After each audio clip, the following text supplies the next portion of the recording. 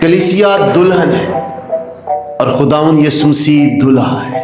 کلیسیائی زندگی کی خوبیاں یا خصوصیات کے بارے میں وہ ہے کہ کلام کی صداقت اور اس کے اختیار کو ماننے والی کلیسیا کو مسیح کا بدن کہا گیا ہے۔ مسیح یسوع کے ببرکت نام میں آپ سب کی سلامتی ہو۔ ہم خدائے ثالوث کا شکر ادا کرتے ہیں کہ ہم مسیح یسوع کے بدن کا حصہ ہیں، اور نہ صرف عالمگیر کلیسیا کا حصہ ہیں بلکہ مقامی طور پر گکڑ کی کلیسیا کا حصہ ہیں۔ اور یہ گکڑ کی کلیسیا اور تمام کلیسیائیں جہاں جہاں ہیں وہ خداوند یسوع مسیح کی گواہی کے لیے قائم ہیں۔ آج ہم تلاوت کردہ آیات کی روشنی میں کلیسیائی زندگی کی خوبیاں یا خصوصیات کے بارے میں جانیں گے۔ جب ہم کلیسیا کی بات کرتے ہیں تو خدا کے کلام میں کلیسیا کو بڑے خوبصورت الفاظ سے پکارا گیا ہے۔ کلیسیا دلہن ہے اور خداوند یسوع مسیح دولہا ہے۔ کلیسیا خاندان ہے اور مسیح یسوع میں خدا ہمارا باپ ہے اور ہم اس کے بیٹے اور بیٹیاں ہیں۔ کلیسیا خدا کی بادشاہت ہے جس میں خداوند یسوع مسیح ہمارا بادشاہ ہے۔ کلیسیا ایمانداروں کی وہ جماعت ہے جو یسوع کو خداوند، سربراہ اور نجات دہندہ قبول کرتے ہیں۔ افسیہ خط اس کے 4 باب میں کلیسیا کو مسیح کا بدن کہا گیا ہے، جس کا سر یعنی سربراہ خداوند یسوع مسیح ہے۔ جب ہم مسیح کے نام سے کہلاتے ہیں تو پھر ہم میں خدا کے کلام کے مطابق وہ خوبیاں بھی ہونی چاہیے۔ اگرچہ خدا کے پاک کلام میں کلیسیا کے بہت سی خصوصیات کو بیان کیا گیا ہے، لیکن ہم مختصر طور پر چند خصوصیات کے بارے میں سیکھیں گے جو تلاوت کردہ حوالہ کے مطابق ہیں، جہاں خداوند یسوع مسیح اپنے شاگردوں سے بات چیت کرتے ہیں۔ جن آیات کو آپ کے سامنے تلاوت کیا گیا ان سے پہلے خداوند یسوع مسیح اپنے شاگردوں سے کہتے ہیں کہ لوگ میرے بارے میں کیا کہتے ہیں۔ تو شاگرد کہتے ہیں، کچھ یوحنا بپتسمہ دینے والا کہتے ہیں، ایلیا کہتے ہیں، یا نبیوں میں سے کوئی نبی۔ تو پہلی خوبی جس کے بارے میں ہم بات کریں گے خدا کے پاک کلام میں سے وہ ہے کہ کلیسیا کا اقرار و ایمان درست ہونا چاہیے۔ دنیا میں خداوند یسوع مسیح کے بارے میں بہت سے خیالات تھے، تب بھی تھے، آج بھی ہیں۔ تب بھی لوگ اسے نبیوں میں سے ایک نبی مانتے تھے، آج بھی نبیوں میں سے ایک نبی مانتے ہیں، اور یہ بھی مانتے ہیں کہ وہ معجزات کرنے والا نبی تھا، یا اچھا استاد تھا، یا اچھی تعلیم دینے والا تھا۔ ایسے بہت سے خیالات خداوند یسوع مسیح کے بارے میں دنیا میں پائے جاتے ہیں، لیکن کلیسیا کے اقرار و ایمان کی جب بات آتی ہے وہ درست ہونا چاہیے۔ اور تلاوت کردہ آیات میں خداوند یسوع مسیح نے اپنے شاگردوں سے پوچھا کہ تم مجھے کیا کہتے ہو؟ اور پترس نے جواب دیا کہ تو زندہ خدا کا بیٹا مسیح ہے۔ یہ ہمارے ایمان اور اقرار کی بات ہے کہ خداوند یسوع مسیح زندہ خدا کا بیٹا مسیح ہے، چاہے دنیا اس کے بارے میں کوئی بھی خیال رکھتی ہو۔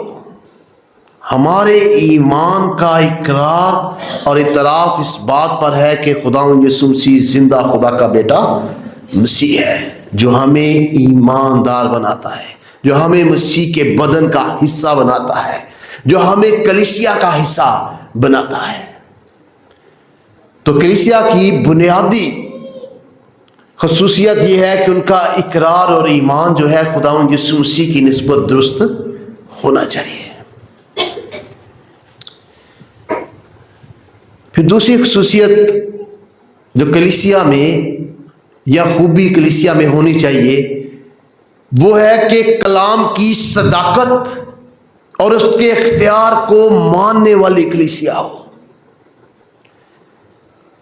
جب پطرس نے خداوند یسوع مسیح کو جواب دیا کہ تو زندہ خدا کا بیٹا مسیح ہے، تو خداوند یسوع مسیح نے اسے کہا کہ مبارک ہے تو شمعون، کیونکہ یہ بات گوشت اور خون نے نہیں بلکہ میرے باپ نے جو آسمان پر ہے تجھ پر ظاہر کی ہے۔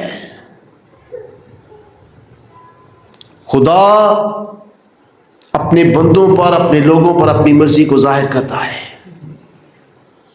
اور خدا نے اپنی مرضی کو اپنے پاک کلام میں ظاہر کیا ہے۔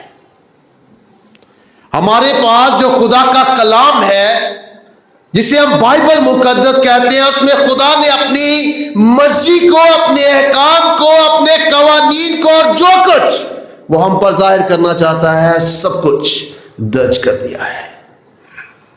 اور ایک کلیسیا کی خوبی یہ ہے کہ وہ اس کلام کی صداقت کو مانتی ہے اور اس کے اختیار کو مانتی ہے، اور پھر اس کے تابع زندگی بسر کرتی ہے فرما برداری کے ساتھ، اور جو کچھ اس کے کلام سے باہر ہے وہ کلیسیا کا حصہ نہیں ہوتا ہے۔ کلیسیا خدا کے کلام کی صداقت کو مانتی ہے، سچائی کو مانتی ہے، اور پھر اس پر فرما برداری سے عمل کرتی ہے۔ یہ دوسری خوبی ہے کلیسیا کی۔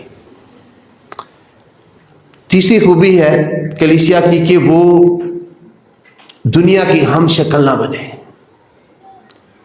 خدا کے کلام میں واضح طور پر یہ تعلیم دی گئی ہے ایمانداروں کو، کلیسیاؤں کو، کہ وہ دنیا کے ہم شکل نہ بنے۔ کیوں؟ کیونکہ خدا نے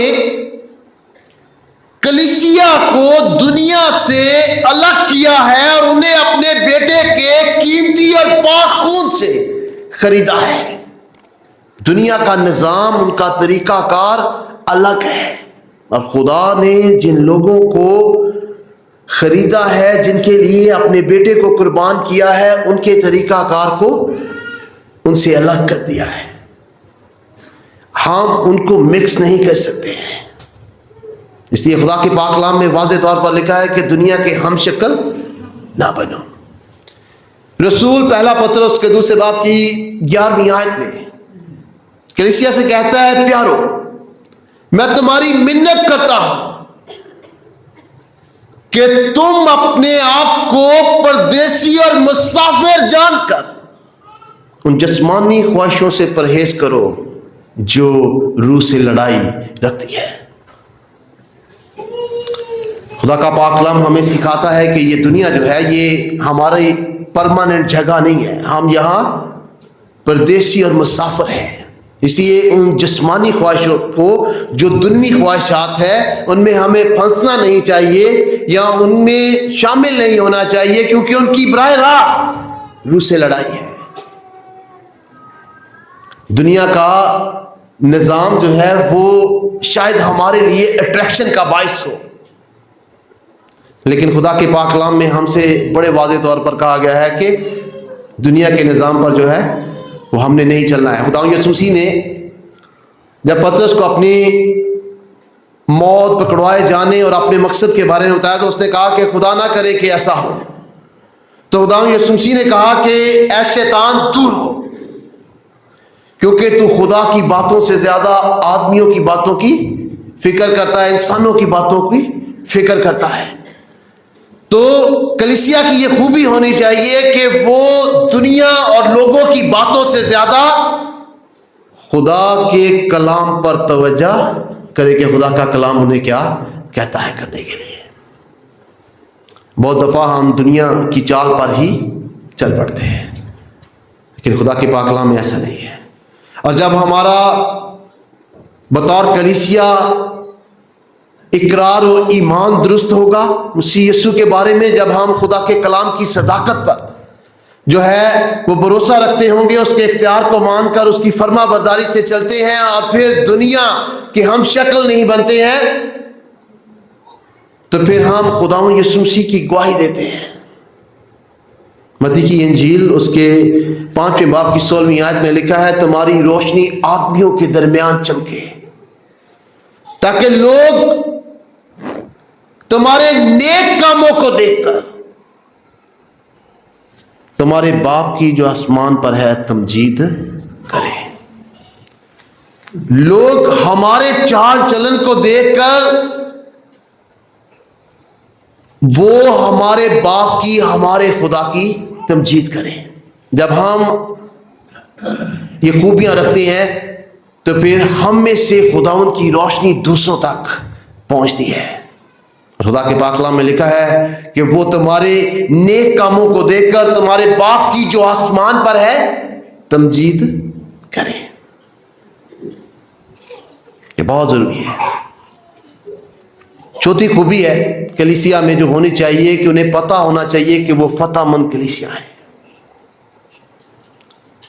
جسے کسی دوسرے نے نہیں بنایا، قائم نہیں کیا، خود خداوند یسوع مسیح نے قائم کیا۔ خداوند یسوع مسیح نے کہا اس پتھر پر میں کلیسیا بناؤں گا اور عالم ارواح کے دروازے اس پر غالب نہ آئیں گے۔ کیوں؟ کیونکہ خداوند یسوع مسیح ہماری خاطر جو ہے انسان بن کر اس دنیا میں آیا، وہ سب باتوں میں ہماری طرح آزمایا گیا، اس نے ہمارے گناہوں کی خاطر دکھ اٹھائے، وہ مصلوب ہوا، مر گیا، دفن ہوا، تیسرے دن مردوں میں سے جی اٹھا اور گناہ اور موت اور شیطان کو شکست دی اور اس پر فتح یابی حاصل کی، اور آسمان پر خدا باپ کی دہنی طرف جا بیٹھا ہے جہاں سے وہ ہماری شفاعت کرتا ہے۔ ہمیں اس بات کا یقین ہونا چاہیے کہ ہم جس کے پیروکار ہیں وہ فتح مند ہے، اور وہ ہماری ہر ضرورت کو پورا کر سکتا ہے اور ہر طرح سے ہمارا ساتھ دے سکتا ہے۔ خداوند یسوع مسیح کے سارے وعدوں پر ہمیں بھروسہ اعتقاد ہونا چاہیے۔ خداوند یسوع مسیح نے یہ وعدہ کیا ہے کلیسیا سے کہ وہ ہمیں تنہا نہیں چھوڑے گا، وہ ہمیشہ ہمارے ساتھ رہے گا۔ اس نے یہ کہا ہے جہاں 2 یا 3 میرے نام سے جمع ہوں گے وہاں وہ موجود ہوگا۔ خداوند یسوع مسیح نے یہ ہم سے کہا ہے کہ اگر تم میرے نام سے باپ سے جو چاہو گے وہ وہی کرے گا۔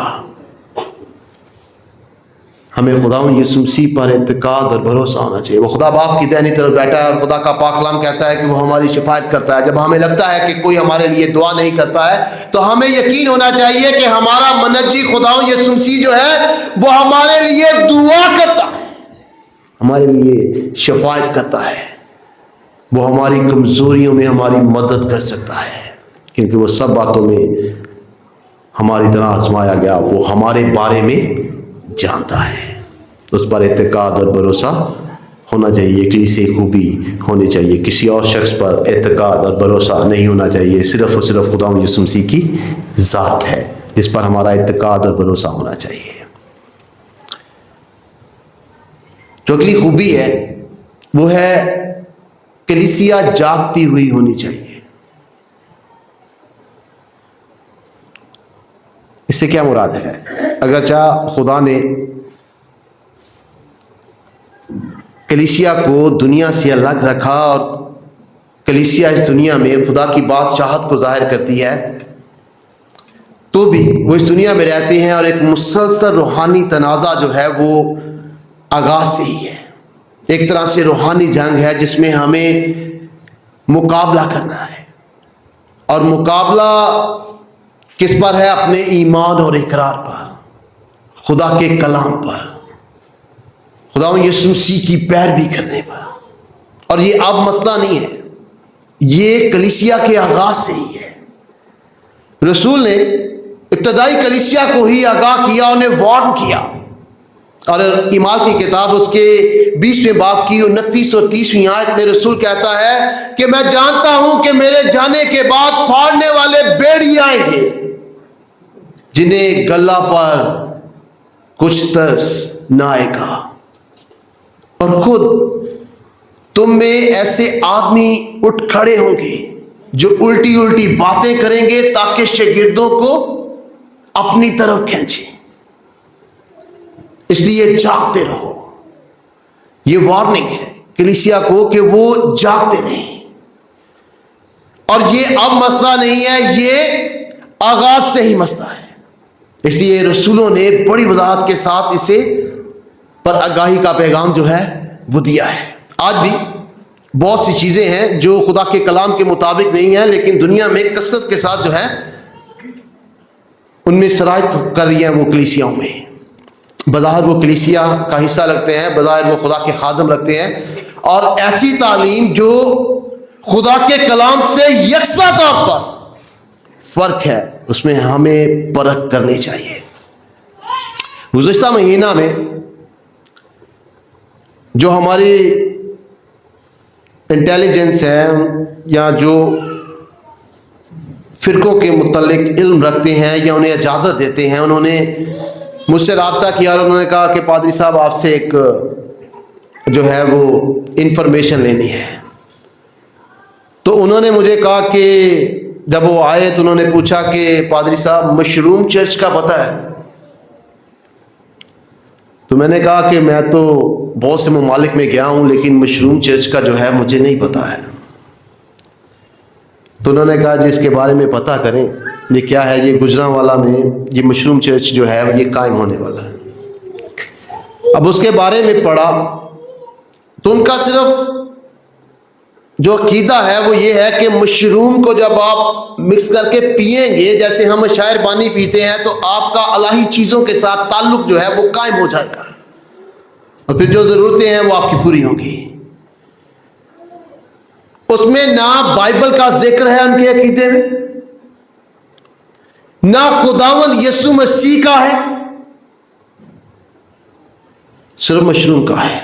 اور انہوں نے بڑی عبادتیں جو ہیں گجرانوالا میں کروائی ہیں. لوگوں کی بڑی تعداد موجود ہوئی. ضروری نہیں ہے جو یہ بائبل لے کر آتا ہے اس کا ایمان اور عقیدہ بھی جو ہے وہ درست ہے، اور وہ کس طرح سے سرایت کرتے ہیں اس کے بارے میں ہمیں جاننا چاہیے. اس لیے جو کوئی آتا ہے اس سے پوچھنا چاہیے کہ اس کا ایمان اور اقرار کیا ہے. اب مشروم چرچ تو نے وہ مشروم چرچ کہتے ہیں لیکن ان کا نہ خدا کے کلام سے تعلق ہے، کیونکہ ان کے عقیدے میں جو تحریر شدہ ہے کسی بھی طرح سے بائبل اور خداوند یسوع مسیح کا ذکر نہیں ہے. لیکن وہ چرچ کہلاتا ہے، اس میں پاسبان بھی کام کریں گے. اگر وہ پاکستان میں آتی ہے تو ظاہر بات ہے کیونکہ ان کے پاس پیسہ ہے، چیزیں ہیں، تو بہت سے لوگ ان کے ساتھ شامل ہونے کے لیے تیار ہو سکتے ہیں.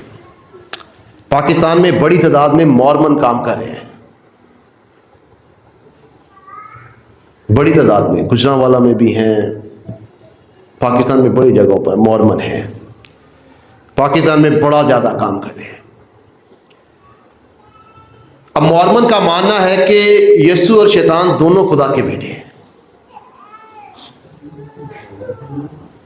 لیکن وہ باہر کے ممالک میں بھی لوگوں کو لے کے جاتے ہیں، پیسہ بھی انویسٹ کرتے ہیں، ان کی طرف سے لوگوں کو اٹریکٹ بھی کرتے ہیں. تو بڑے سے لوگ ان کا حصہ ہے، لیکن ان کا خدا کے کلام کے ساتھ کوئی تعلق واسطہ نہیں ہے. کیونکہ ابھی ہم نے جو حوالہ پڑھا اس میں بڑے واضح طور پر پطرس نے کیا کہا کہ تو زندہ خدا کا بیٹا مسیح ہے. اور شیطان کے بارے میں بھی بڑی واضح تعلیم ہے. اور اگر کوئی کہتا ہے کہ شیطان اور یسوع بھائی ہیں اور پھر وہ چرچ ہیں یا کلیسیا کا حصہ ہیں تو یہ وہ پیسے کی بنیاد پر یا اٹریکشن کی بنیاد پر کریں گے. ایک بڑی تعداد اس کا پاکستان میں حصہ جو ہے وہ بنتی ہے. بہت دفعہ ساڈے کو آرگومنٹ ہوتا ہے جی سارے خدا دا ہی نام لیتے ہیں جتنے مرضی ٹر جاؤ. خیر ہے، تو ان چیزوں کو پرکھنا بھی جو ہے وہ ضروری ہے. دنیا میں کثیر تعداد میں جس فرقے میں اضافہ ہو رہا ہے وہ ہم جنس پرست ہیں. جو یہ مانتے ہیں کہ مرد مرد سے شادی کر سکتا ہے اور عورت عورت سے شادی کر سکتی ہے، اور وہ مسیح چرچوں کا حصہ ہے، اور بڑی تعداد میں لوگ ان کے ساتھ جو ہے قبول کریں۔ ضروری نہیں تعداد زیادہ ہو تو ان کی تعلیم بھی صحیح ہے۔ اس لیے کلیسیا کو جاگتے رہنا چاہیے کہ جو ان کے پاس کوئی آ رہا ہے وہ کون سی تعلیم لے کر آ رہا ہے، کون سی عقیدے کے ساتھ ہے۔